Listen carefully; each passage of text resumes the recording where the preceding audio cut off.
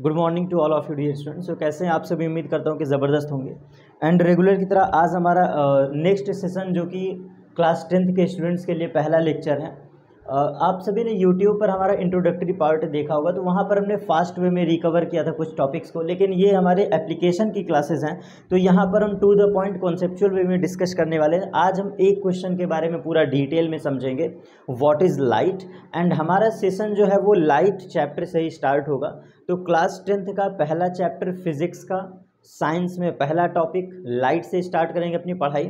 और लाइट के बारे में आज हम डिटेल में समझेंगे कि लाइट क्या होती है, लाइट की डेफिनेशन क्या है, लाइट की मेजर प्रॉपर्टी क्या है। तो स्टार्ट करते हैं आज के अपने क्लासेस को। तो कुछ ऐसा हमारा ये स्लाइड है जिस पर हम मेनली डिस्कशन करने वाले हैं। और हमारी क्लासेस का पॉइंट ऑफ व्यू कुछ ये होगा कि हम सिलेबस के अकॉर्डिंग चलेंगे, प्रीवियस ईयर क्वेश्चंस के साथ चलेंगे, ऑब्जेक्टिव क्वेश्चंस का डिस्कशन करेंगे, चैप्टर वाइज स्टडी करेंगे। सबसे बड़ी बात यही है, हम चैप्टर वाइज स्टडी करेंगे और उसके बाद लॉन्ग क्वेश्चंस का डिस्कशन करेंगे, शॉर्ट एंड वेरी क्वेश्चंस के बारे में डिस्कशन करने वाले हैं। तो आज के पहले क्लास में पहला क्वेश्चन अकॉर्डिंग टू सिलेबस हम स्टार्ट करते हैं। अपने पहले क्वेश्चन में अकॉर्डिंग टू सिलेबस पहला टॉपिक आज हम स्टार्ट करने वाले हैं, तो वो है लाइट का पोर्शन। और ये लॉन्ग क्वेश्चन है, लाइट क्या होती है इसके बारे में डिटेल में समझते हैं।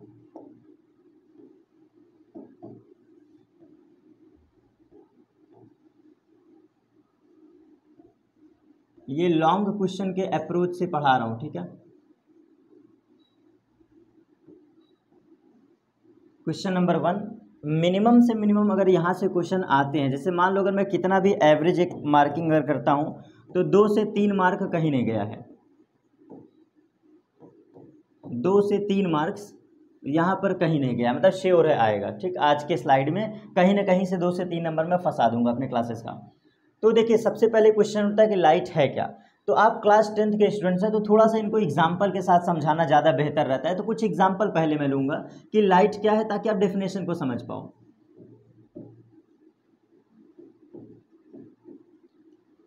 क्लास 10th अप्रोच है हमारा।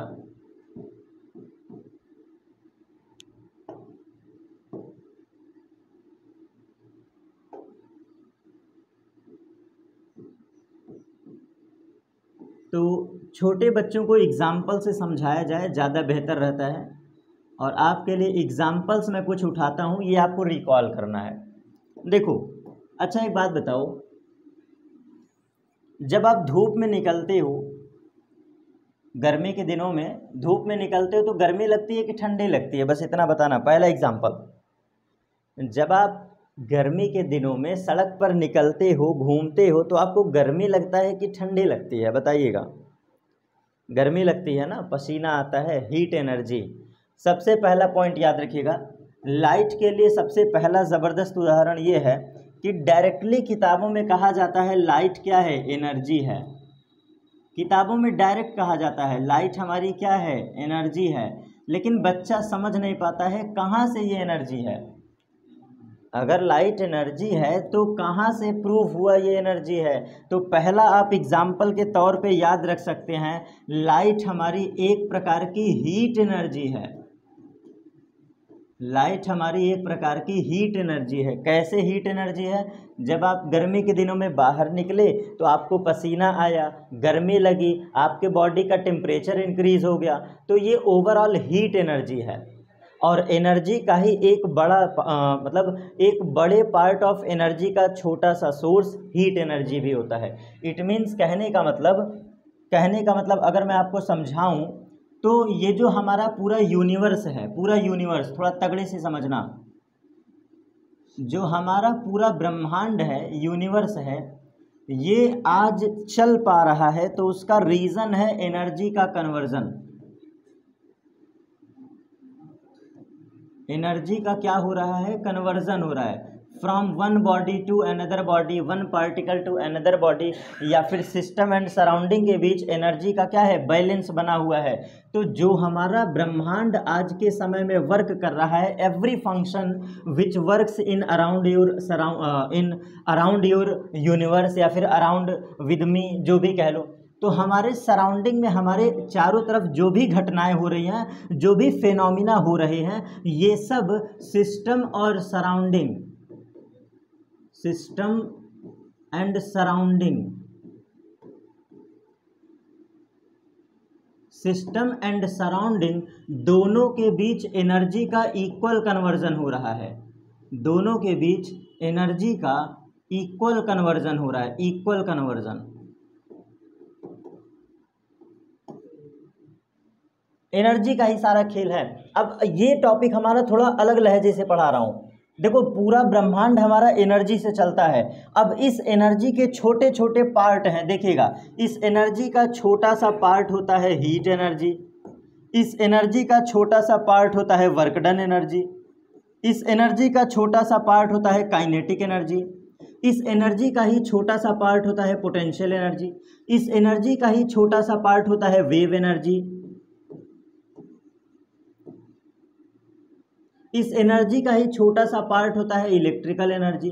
मतलब कहने का मेरा सिर्फ और सिर्फ ये सेंस है हमारे प्यारे बच्चों कि पूरा ब्रह्मांड एनर्जी का ही खेल है, और इस एनर्जी का छोटा सा पार्ट या तो वर्क डन कहलाता है, या तो वर्क कहलाता है, या तो काइनेटिक एनर्जी, या तो पोटेंशियल एनर्जी, या फिर हीट एनर्जी।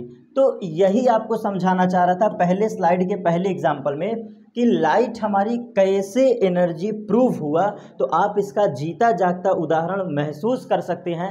धूप में निकलो, गर्मी लगती है, टेम्परेचर बढ़ता है, हीट एनर्जी एहसास होता है, यहाँ से सिद्ध होता है कि लाइट एनर्जी है। और उदाहरण आपको बताता हूँ, दूसरा उदाहरण, आप सभी अपने घरों के आसपास सोलर पैनल के बारे में सुने होंगे। सोलर पैनल आजकल गांव में ये बहुत लगने लगा है। सोलर पैनल, सोलर पैनल क्या करता है? सोलर पैनल सन एनर्जी को इलेक्ट्रिकल एनर्जी में कन्वर्ट करता है। मतलब जो सोलर पैनल है वो सन की एनर्जी को एब्जॉर्ब कर लेता है, सन की एनर्जी को एब्जॉर्ब करता है, और यहाँ से वो घर में क्या देता है? इलेक्ट्रिकल एनर्जी देता है, जिससे आपके घर के इलेक्ट्रिकल इक्विपमेंट चल पाते हैं। तो ओवरऑल सोलर पैनल सबसे बेहतर उदाहरण है एनर्जी का। आखिर कैसे लाइट एनर्जी है, आखिर लाइट सोर्स कैसे एनर्जी है? तो इसका जीता जागता दूसरा प्रमाण है सोलर पैनल। सोलर पैनल क्या करता है? धूप में आप चार्ज करो और उसका बिजली के फॉर्म में, इलेक्ट्रिकल के फॉर्म में आप उसका यूज़ करते हैं। तो सोलर पैनल भी एक एनर्जी का सबसे तगड़ा उदाहरण है। और समझिएगा, और आगे समझते हैं। देखो,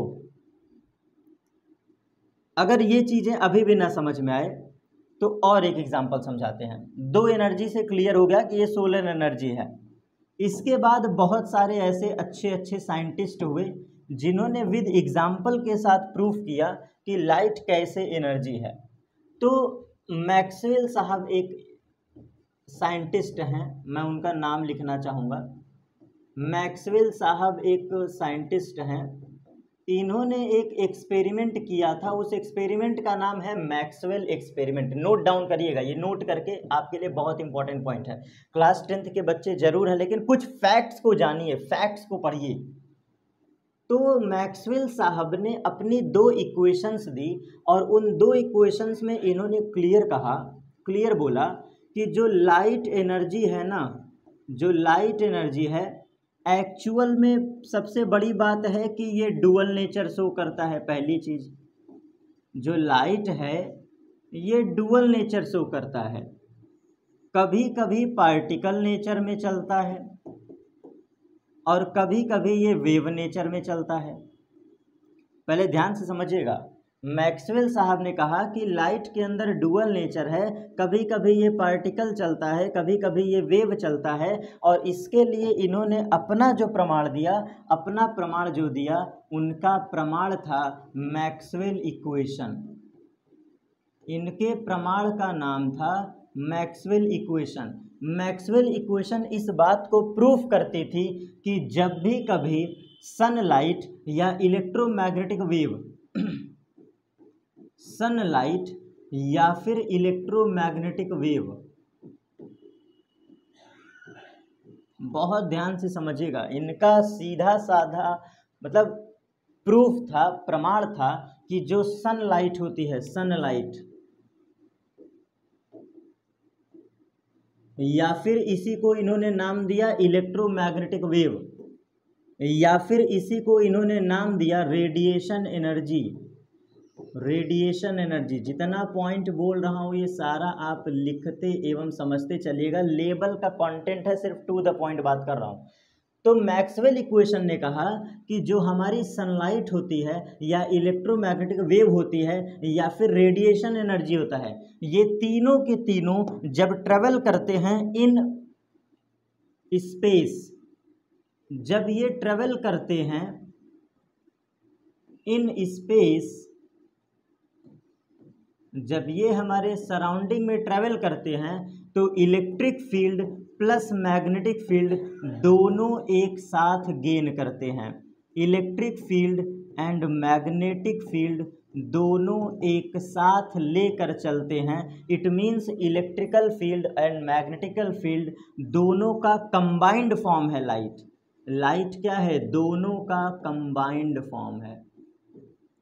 और यहाँ पर भी इन्होंने प्रमाण के साथ बताया था कि जितनी भी रेडिएशन एनर्जी होती है, रेडिएशन एनर्जी, जितना भी रेडिएशन एनर्जी होता है ये सबके सब इलेक्ट्रोमैग्नेटिक वेव के फॉर्म में होता है, इलेक्ट्रोमैग्नेटिक वेव के फॉर्म में होता है। क्लियर कट याद रखिएगा। और यहाँ से इन्होंने प्रमाण के साथ इस बात को बताया था कि जो सनलाइट होती है वो एक्चुअल में इलेक्ट्रिक एंड मैग्नेटिक फील्ड दोनों का कंबाइंड फॉर्म है। और इस घटना को इन्होंने अप्रॉक्सीमेट बताया था 1831 के आसपास। 1831 के आसपास ये घटना बताया गया था। और ये चीज़ें बहुत मतलब नई है, आज से ज़्यादा नहीं, 200 साल पुरानी बात है, 150 से 200 साल पुरानी बात है। तो ये अभी ताज़ा घटना है, लेटेस्ट घटना है। तो यहाँ से इतना हमें प्रूव हो गया कि लाइट क्यों एनर्जी है। वैसे आपको और बताएं, देखो एक चीज़ समझना, एग्ज़ाम के पॉइंट ऑफ व्यू से पढ़ रहे हैं, वैसे तो बहुत डिटेल में भी पढ़ा सकता हूँ, बहुत ही ज़्यादा ऑलरेडी मैंने पढ़ाया हुआ है इसी चैनल पर, गूगल केमिस्ट्री पर ही। लेकिन 10th के बच्चों को बहुत ज़्यादा फैक्ट याद करने में बर्डन होता है। जैसे अब आप सोचो, एक टॉपिक तो है नहीं कि जिसमें हम लोग PhD करवा दें। भाई ऐसे बहुत सारे टॉपिक हैं और आप छोटे बच्चे होते हैं तो चीज़ें भूल जाते हो। सबसे बड़ी समस्या तो ये भी है ना कि टीचर लाख पढ़ा दे, बच्चा भूल जाता है। सबसे बड़ी प्रॉब्लम तो यही है।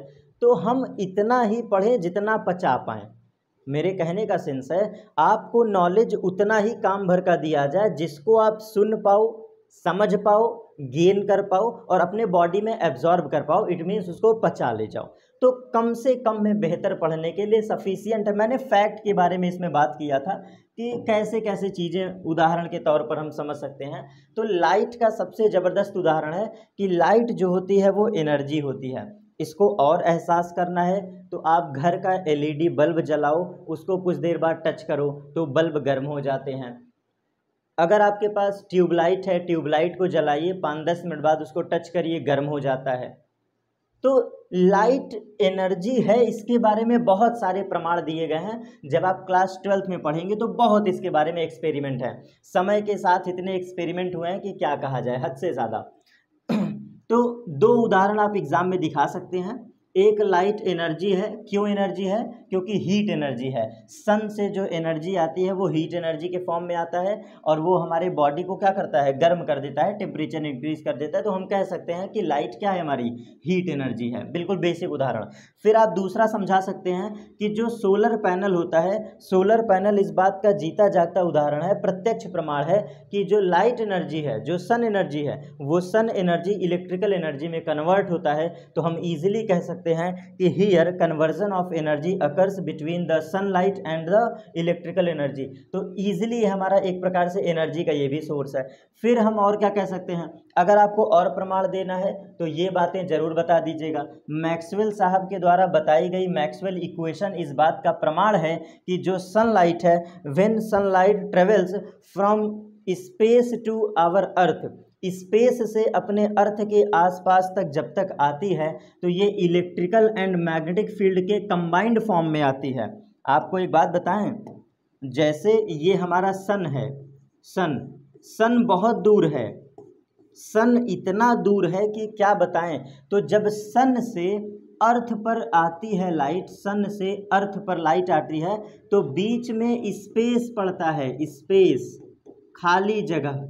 तो इस स्पेस में जब सनलाइट ट्रेवल करती है तो इस स्पेस में वो किस फॉर्म में ट्रेवल करती है? Electrical field and magnetical field दोनों के कंबाइंड फॉर्म में ये ट्रेवल करती है in our space, in our region, जो भी कह दो। तो ये भी आप याद रखिएगा, ये बात मैक्सवेल साहब ने बोला था। ठीक है, इस बात का जवाब भी आपको क्लियर। लाइट हमारी डुअल नेचर शो करती है, ये भी याद रखिएगा। आगे हम इसका प्रॉपर्टी पढ़ने वाले हैं। अब इतने से हम अपने एक टॉपिक को समाप्त करेंगे। ये देखिए पीपीटी है और पीपीटी पे कदम रख करके हम इस टॉपिक को समाप्त कर देते हैं। देखिए बहुत ध्यान से समझिएगा। आपसे कोई कहे व्हाट इज लाइट, तो देखिए लिख लेना, light is a form of, मैं अंडरलाइन कर दे रहा हूँ, यही आपको लिख लेना है। Light is a form of electromagnetic radiation, ये इलेक्ट्रोमैग्नेटिक रेडिएशन का फॉर्म होता है। पहली चीज, लाइट हमारी क्या होती है? Light is a form of electromagnetic radiation that can be perceived. Perceived का मतलब होता है रिसीव्ड, परसीव्ड का मतलब होता है एक्सेप्ट करना, रिसीव करना, प्राप्त करना। तो that can be perceived by the human आई। जो हमारी लाइट होती है ये 100% एनर्जी का फॉर्म तो है, लेकिन इलेक्ट्रोमैग्नेटिक रेडिएशन का फॉर्म है। एनर्जी कैसी है? इलेक्ट्रोमैग्नेटिक रेडिएशन के फॉर्म में। और ये हमारी आँखों को क्या होती है? प्राप्त होती है, मिलती है। It is a type of energy that travels in wave and particle form both. हमने ये भी समझा दिया, जब लाइट हमारी, सनलाइट हमारी स्पेस से हमारे अर्थ के सराउंडिंग में आती है तो ये डुअल नेचर शो करता है। मैं नहीं कहता, मैक्सवेल साहब इसके बारे में बहुत पहले बता चुके हैं। तो लाइट का नेचर डुअल होता है। आप इसको बहुत इजीली कह सकते हैं, light is a form of energy, light is a form of energy. और ब्रैकेट में लिख दीजिएगा कौन सी एनर्जी? तो electromagnetic radiation energy, electromagnetic radiation energy. आप बहुत प्यार से समझते चलिएगा, कॉपी उठा लीजिए और लिखते चलिएगा, light is a form of energy. और ब्रैकेट में लिखेंगे कौन सी एनर्जी? तो electromagnetic radiation energy that can be perceived by the human eye and that can be make visible to see anything. आप यहाँ पे ह्यूमन आई के बाद फुल स्टॉप लगा के आप लिख सकते हैं that can be visible to see anything. किसी वस्तु को देखने में लाइट ही हेल्प करती है, तो इतना आप लिख देंगे, सफिशियंट है। अब बात करते हैं, यहाँ पे छोटा छोटा डायग्राम बना है तो इसको भी समझ लीजिए। लाइट क्या है? एक प्रकार की एनर्जी है, ठीक है। Without light energy you could not see anything. आपको पता है कि अगर लाइट ना रहे तो हम कुछ देख नहीं पाएंगे। प्रकाश के ही वजह से, सनलाइट की वजह से, एलईडी लाइट की वजह से हम चीज़ों को देख पाते हैं, विजिबल कर पाते हैं। तो अगर हम लाइट एनर्जी को हटा दें, सन एनर्जी के सोर्स को हटा के बाहर फेंक दें, तो हम चीज़ों को देख नहीं पाएंगे। इसके बाद लाइट जो होती है वो डिफरेंट डिफरेंट कलर को एब्जॉर्ब करती है, मतलब लाइट एनर्जी ही हमें कलर देती है। बड़ा इंपॉर्टेंट फैक्ट है, इसके बारे में प्रिज्म में पढ़ेंगे। ये जो पॉइंट लिखा है ये हम प्रिज्म में पढ़ेंगे। लाइट जो होती है ये कलर्स का कॉम्बिनेशन होता है। जो लाइट होती है ना, सनलाइट, ये इनफाइनाइट कलर्स का कॉम्बिनेशन होता है, लेकिन हमारी आँखें जो हैं वो सिर्फ 7 कलर को देख पाती हैं, वो है विबग्योर ओर। सिर्फ हम लोग विजिबल रेंज ऑफ लाइट को देख पाते हैं। वो भगवान ने हमारे आँखों को ऐसा बनाया है, मतलब उस गॉड की देन है, उस मतलब परमात्मा की देन है कि हमारे आँखों पे ऐसी पट्टी लगा दिया है कि हम सिर्फ 7 ही कलर देख पाते हैं, और उस 7 कलर का नाम है विबग्योर ओर। ठीक है, तो ये हम टॉपिक डिस्कस करेंगे प्रिज्म में, और ये एक तरह से कहा जाए तो अच्छा भी है, ठीक, क्योंकि सनलाइट जो होती है, फैक्ट याद कर लीजिएगा, क्लास 10th के बच्चे ये फैक्ट याद कर लीजिएगा। लाइट एनर्जी जो होती है, सनलाइट जो होती है, ये इनफाइनाइट कलर्स का कॉम्बिनेशन होता है, ये फैक्ट है। सनलाइट के अंदर इनफाइनाइट कलर होते हैं, बट हमारी eyes, but human eyes only can see 7 colours VIBGYOR. तो इन्होंने कहा है कि light energy gives things colours, बिल्कुल सही बात है। लाइट ही हमारे पेड़ पौधों को ग्रो करने में हेल्प करता है, सोलर बैटरी को चलाने में हेल्प करता है, इलेक्ट्रिसिटी में यूज़ करने को मतलब काम आता है, लेज़र लाइट में भी यूज़ होता है। तो कहने का मतलब ये एग्जाम्पल की तरह वर्क किया है, बहुत इंपॉर्टेंट नहीं है, इसको आप कट कर सकते हैं, ठीक। तो लाइट एनर्जी के बारे में हमने समझ लिया। लाइट क्या है? Light is a form of energy, bracket में लिखेंगे electromagnetic radiation energy that can be perceived by the human eyes and due to this reason and due to light we can see anything, due to light we can see anything. इतना आपका complete. अब बात करते हैं properties of light पर। Properties of light आपके लिए हद से ज़्यादा इंपॉर्टेंट है, जिस लाइन पे अंडरलाइन कर देंगे वही आपको पढ़ना है। तो पहली प्रॉपर्टी आप लिखोगे, लाइट क्या है भैया? एनर्जी है। जी सर, लाइट स्ट्रेट लाइन में ट्रेवल करती है। ये देखो, light always travels along a straight line. जो सनलाइट होती है ना, ये स्ट्रेट लाइन में चलती है। कैसे चलती है? स्ट्रेट लाइन में। इसके बाद light does not need any medium of its propagation, जरूर लिखिएगा। लाइट को चलने के लिए किसी मीडियम की आवश्यकता नहीं होती। Light does not need any medium for its propagation. Propagation का मतलब होता है चलना, प्रोपगेशन का मतलब होता है चलना। लाइट को चलने के लिए किसी मीडियम की आवश्यकता नहीं होती। फिर आप कहोगे light can even travel through a vacuum, जरूर लिख लीजिएगा। लाइट हमारी वैक्यूम में भी ट्रेवल कर सकती है। बिल्कुल हंसते हंसते ये चारों पॉइंट आपको लिखना है, 2 3 4, ये शुरू के चारों पॉइंट आपको लिखना है। Light is a form of energy, light always travels along a straight line, बिल्कुल सही। Light does not need any medium for its propagation, light को चलने के लिए मीडियम की आवश्यकता नहीं होती है। फिर आप कहोगे लाइट हमारी वैक्यूम में भी चल सकती है। कहोगे सर वैक्यूम क्या होता है? बेटा वैक्यूम का मतलब होता है एयरलेस मीडियम। वैक्यूम का मतलब होता है एयरलेस मीडियम, या वैक्यूम का मतलब होता है वेयर मीडियम इज एब्सेंट। और क्या कहेंगे वैक्यूम को? वैक्यूम को कहते हैं where small and tiny particles are absent, कुछ ना हो। वैक्यूम का मतलब होता है जहां कुछ भी ना हो, कोई पार्टिकल ना हो, वैक्यूम। कोई पार्टिकल ना हो, कोई मीडियम ना हो। तो light can even travel through a vacuum, ये जरूर लिखिएगा एग्जाम में, ठीक है। और ये सारा पीपीटी आपको एप्लीकेशन में नोट्स के फॉर्म में मिल जाएगा, सेम यही पीडीएफ एकदम साफ सुथरा, ठीक है।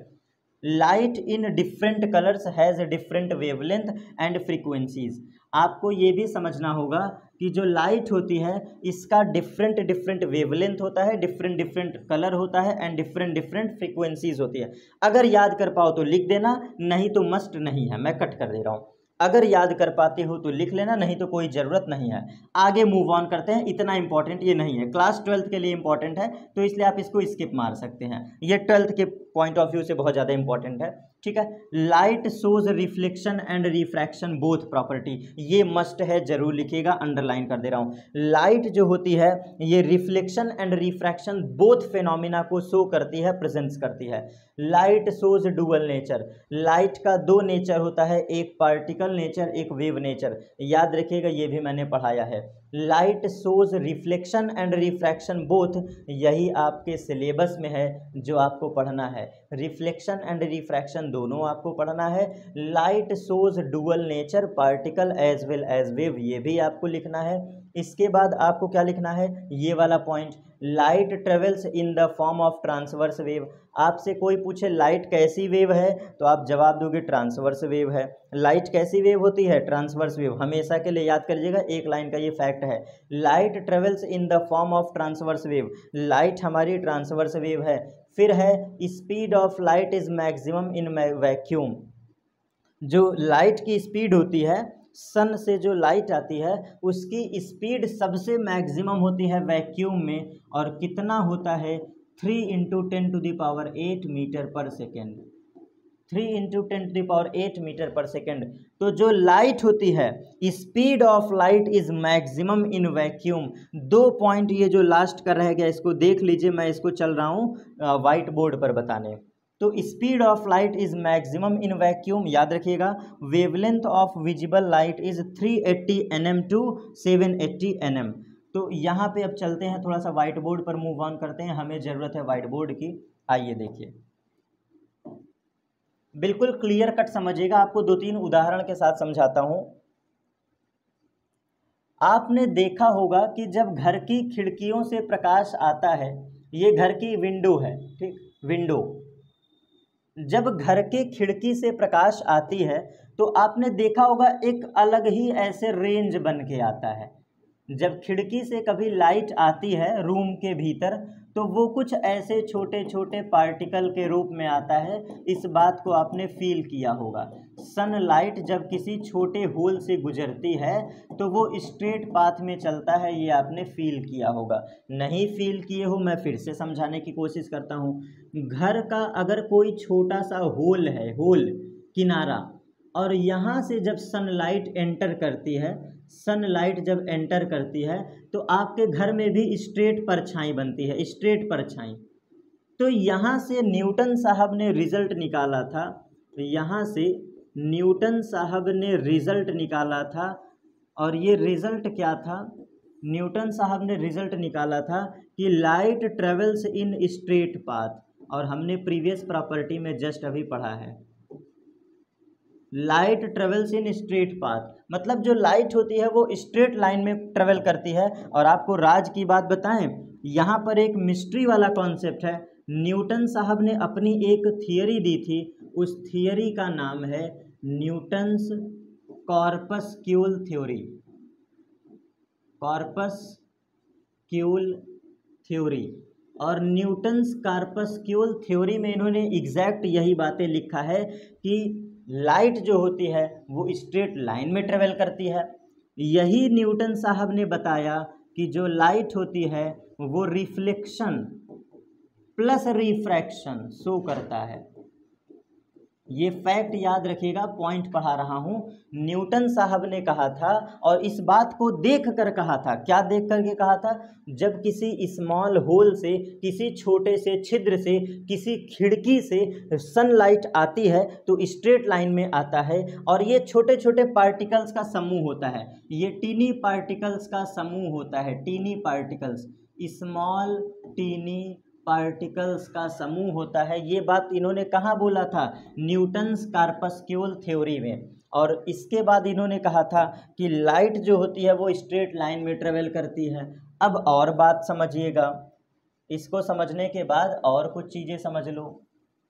जो सनलाइट होती है, जो सनलाइट होती है, सनलाइट ये बहुत तेज चलती है। मतलब लाइट की बात कर रहा हूँ, सनलाइट कहूँ या लाइट कहूँ, दोनों का मतलब बेटा सेम ही है। सनलाइट कहूँ या लाइट कहूँ, दोनों का बात सेम ही है। तो सनलाइट सबसे तेज चलती है, सबसे तेज, एकदम तीव्र, एकदम फुल स्पीड में, फुल स्पीड समझते हैं ना, अपने पूरी रफ्तार से। जो लाइट होती है ये बहुत तेज चलती है, बहुत तेज चलती है। उसकी रफ्तार कितनी होगी? 3 × 10⁸ मीटर पर सेकेंड।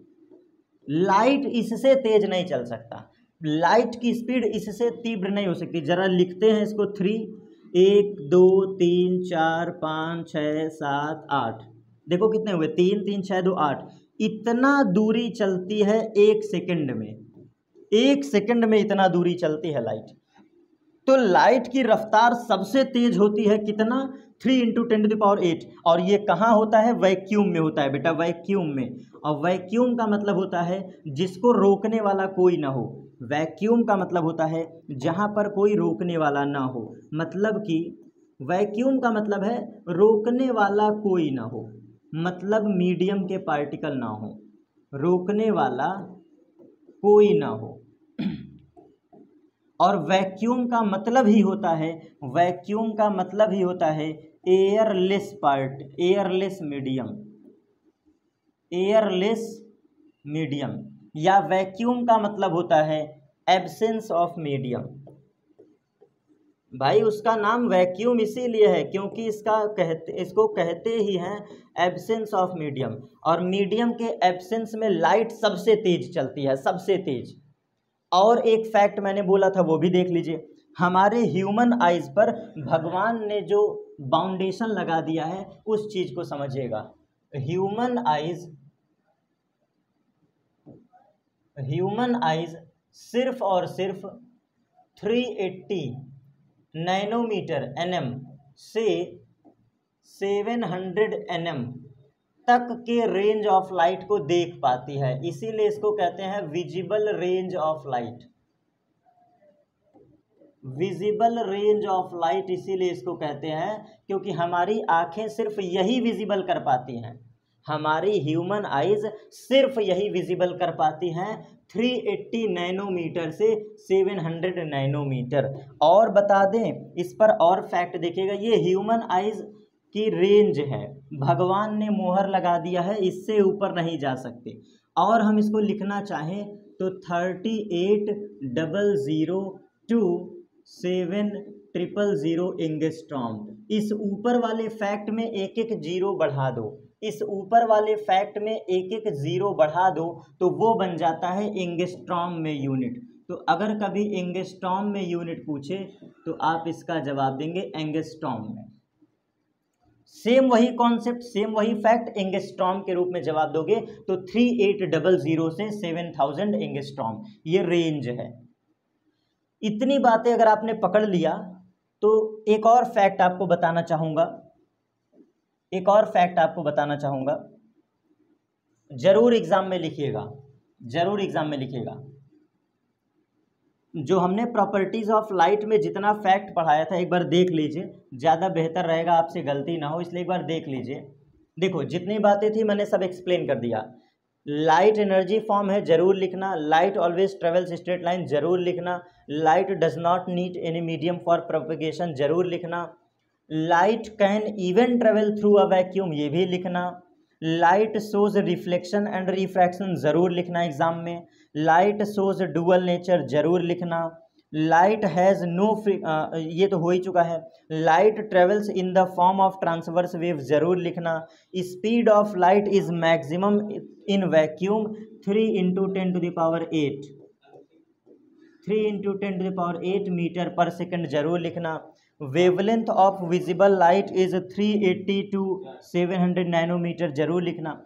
और इतने प्रॉपर्टीज के बाद 1 2 3 4 5 6 7 8 9 प्रॉपर्टी यहाँ से आ गया, और एक प्रॉपर्टी और लिख लेना, वो ये मैं बताने जा रहा हूँ।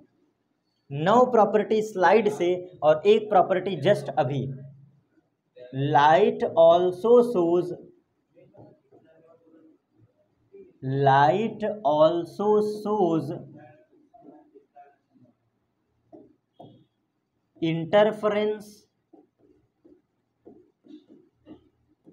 interference,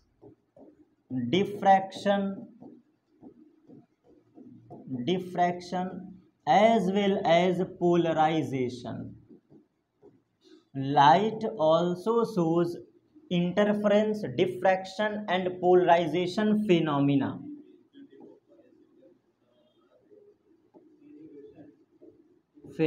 ठीक है, ये 100% लिखना हद से ज़्यादा इम्पॉर्टेंट पॉइंट है। क्लास 10th के किसी भी लेवल के बच्चे ये पॉइंट नहीं लिख सकते बेटा, ये 12th का पॉइंट है। जितने बच्चे हमारे इस वीडियो को देख रहे हैं क्लास 10th के बच्चे कभी भी इस फैक्ट को नहीं लिख सकते, असंभव है, क्योंकि किताब में नहीं दिया है।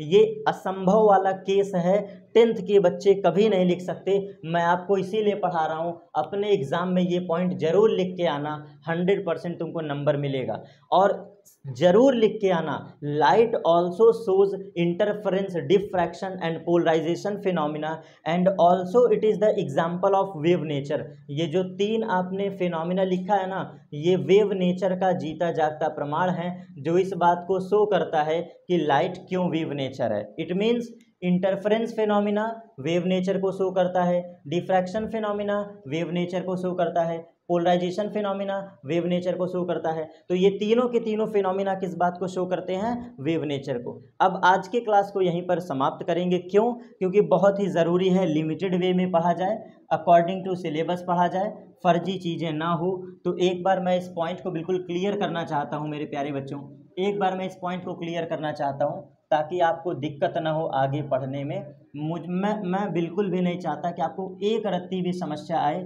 तो जैसे इतना हमने टाइम दिया, एक बार मैं और इसको रीड करना चाहता हूँ, फिर हम अपने क्लासेस को समाप्त करेंगे, क्योंकि आपसे गलती रत्ती मात्र भी नहीं होना चाहिए। आप गलती करोगे तो फिर गड़बड़ हो जाएगा।